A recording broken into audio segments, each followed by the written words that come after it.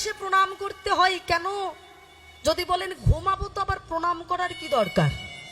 মনে রাখবেন, বালিশে কেন প্রণাম করতে হয়?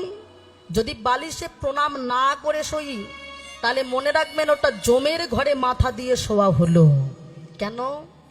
আমরা যখন ঘুমাই, আমরা তখন কি চেতন অবস্থায় থাকি বাবা? অচেতন অচেতন অবস্থায় থাকি।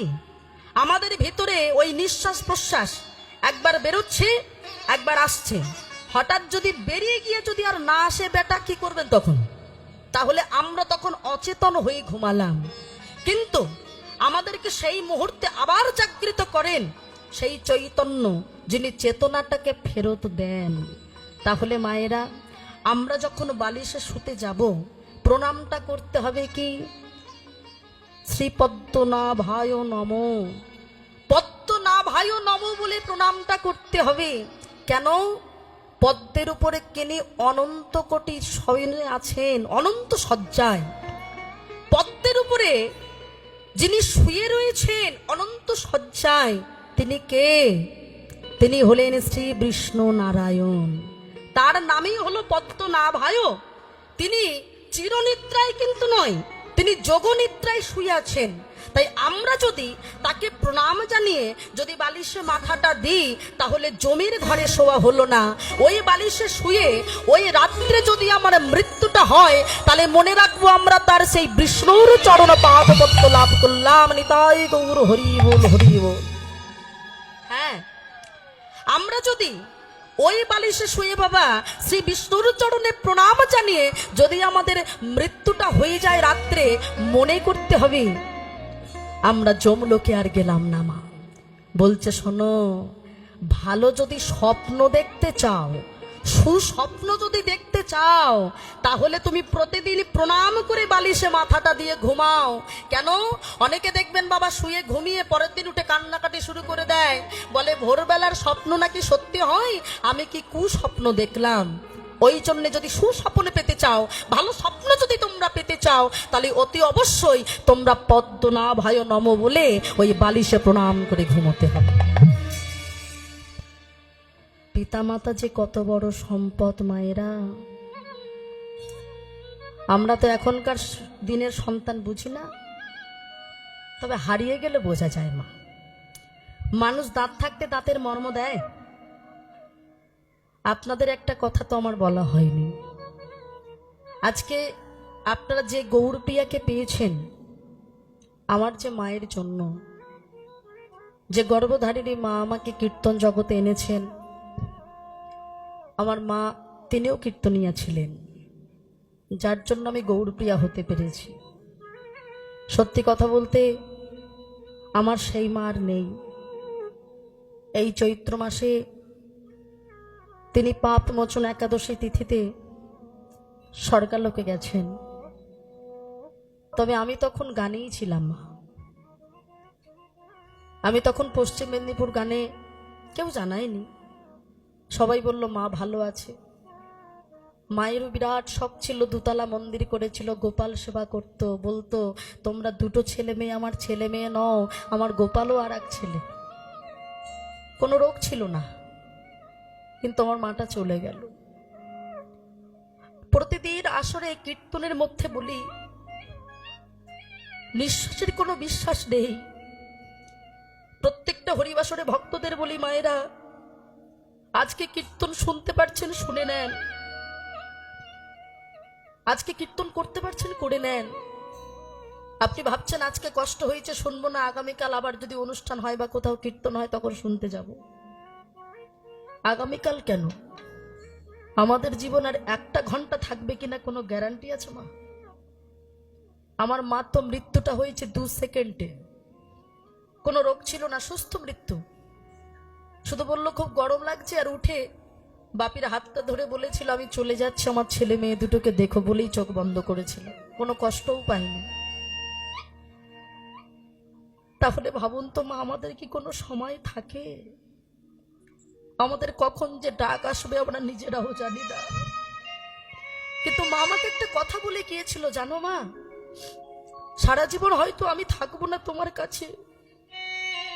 কোনোদিন কোনো পিতামাতাই থাকে না, কিন্তু তোমাকে যে রত্ন আমি শিখিয়ে দিয়ে গেলাম, কীর্তনটা তো রত্ন,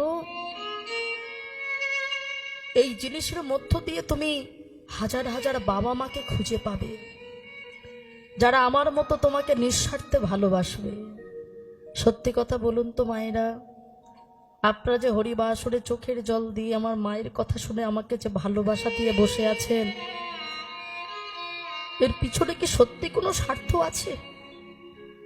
নিঃস্বার্থেই তো হরিবাসরে বসে আপনাদের চোখে জলটা পড়ছে। তাহলে ভালোবাসাটা কি আজ স্বার্থের হলো? আজ আমার মা যদি না থাকতো, আপনাদের মতো হাজার হাজার পিতা মাতা তো আমার পক্ষে পাওয়া সম্ভব হতো না মা। তাই বলবো, যতদিন পিতা মাতা আছে, আপনি ভগবানকে প্রণাম করতে ভুলে গেলেও পিতা মাতার চরণে কখনো প্রণাম করতে ভুলবেন না। গয়া কাশী বৃন্দাবনে ছুটে কোনো লাভ নেই গো। ভগবান বলে, তোর মাকে বৃদ্ধাশ্রমে রেখে তুই আমায় আসিস পুজো করতে?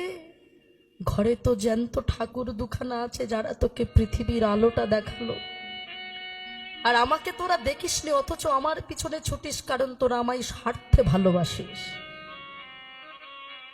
তা পিতামাতার চরণে, গুরুজনদের চরণে প্রণাম করলে যে কি পাওয়া যায় মায়েরা, মহাভারতের যুধিষ্ঠির তা প্রমাণ দিয়েছিল। যুদ্ধ যখন বাকি ঠিক দুদিন, ওই কুরুক্ষেত্রের যুদ্ধের আগে গান্ধারীর পায়ে হাত দিয়ে বলেছিল, বড় মাগো, আমি আমার নিজের মাকে এখনো প্রণাম করিনি, আমি তোমাকে প্রণাম করতে এসেছি। কাকে বাবা? ওই যে যার 100টা ছেলে, দুর্যোধনের মা গান্ধারী, শত্রুপক্ষ। গান্ধারী বলে বসলো, কেন এসেছিস? তোরা তো শত্রু, আমি চাই না তোরা কোনো ছেলে বেঁচে থাকিস, তবে কেন এসেছিস আমার পায়ে প্রণাম করতে? বড় মা, তুমি আমাকে শত্রু ভাবলেও আমি তো ভাবি না। শুনেছি যারা সংসারে জেঠিমা হয় তারা নাকি বড় হয়, তার মানে তুমি তো আমার মায়ের থেকে বড়। বড় মা গো, আমি ভাবলাম আমার মায়ের থেকে তোমার আশীর্বাদটা বেশি প্রয়োজন।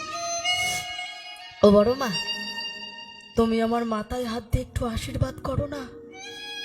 এই যুদ্ধে যেন আমার মৃত্যু হয়ে যায়, তবে এই যুদ্ধে মৃত্যু হলেও আমি আজ যেমন কৃষ্ণ ভক্ত হয়ে বেঁচে আছি, আগত জন্ম আমি আবার যদি মানুষ হই, আবার যেন কৃষ্ণ ভক্ত হতে পারি। নিতাই গৌর হরি বল, হরি বল।